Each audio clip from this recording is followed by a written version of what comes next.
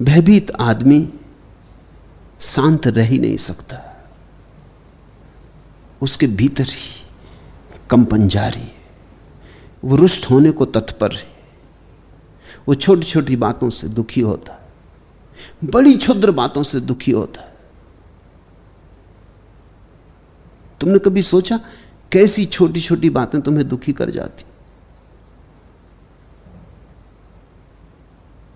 अति क्षुद्र बातें तुम सोचो तो खुद ही हंसोगे।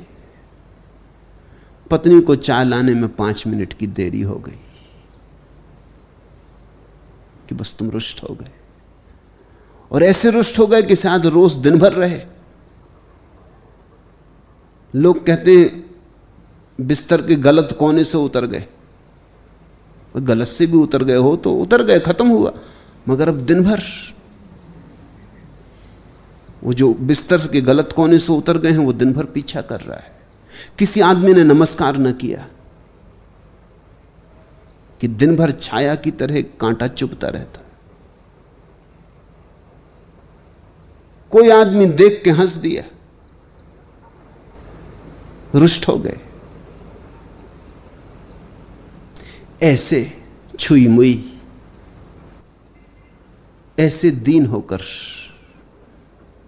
संभव नहीं है कि तुम कभी आत्मवान हो सको। जरा देखो भी तो किन बातों पर रुष्ट हो रहे हैं। इन बातों में कुछ सार भी है।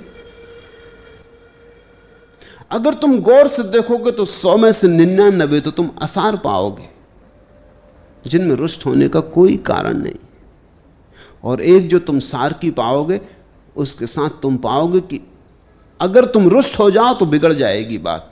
वो जो सार की बात है अगर रुष्ट न हुए तो ही संभल पाएगी।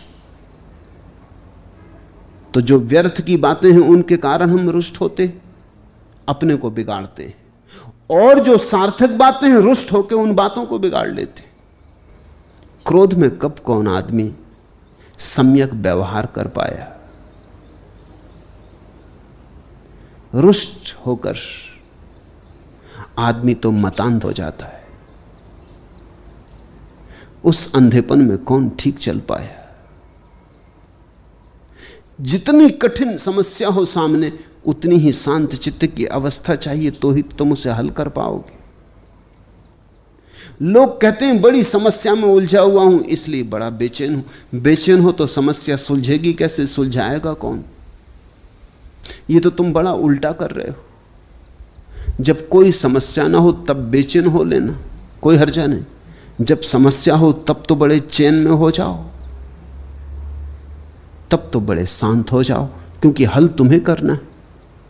शांत हृदय से हल आ सकेगा। दोष लगाना, निंदा करना, अति शोकाकुल हो जाना, छोटी छोटी चीजों पर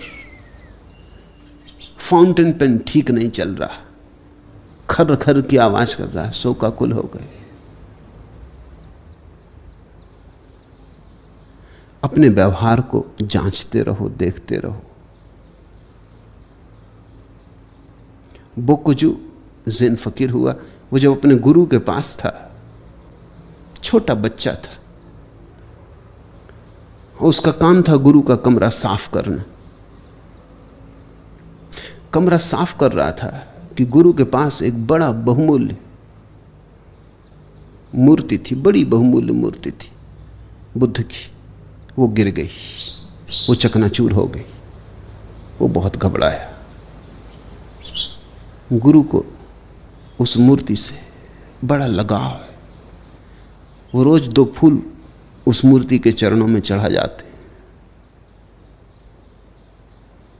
और सदियों पुरानी मूर्ति है। गुरु के पास थी और गुरु के पास थी, और पीढ़ी दर पीढ़ी वसीयत की तरह मिली है। ये क्या हो गया? वो घबरा ही रहा था कि तभी गुरु कमरे में आ गया।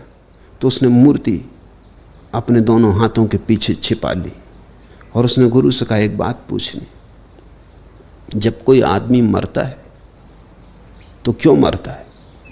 तो उसके गुरु ने कहा उसका समय आ गया। तो उसने कहा कि आपकी मूर्ति का समय आ गया।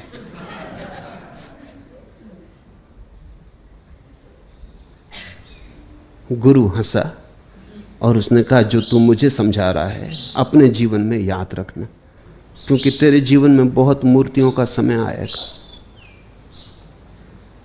जब टूटे तो याद रखना समय आ गया था। और बोकुजू कहता है वही बात उसके जीवन को बदलने वाली बन गई।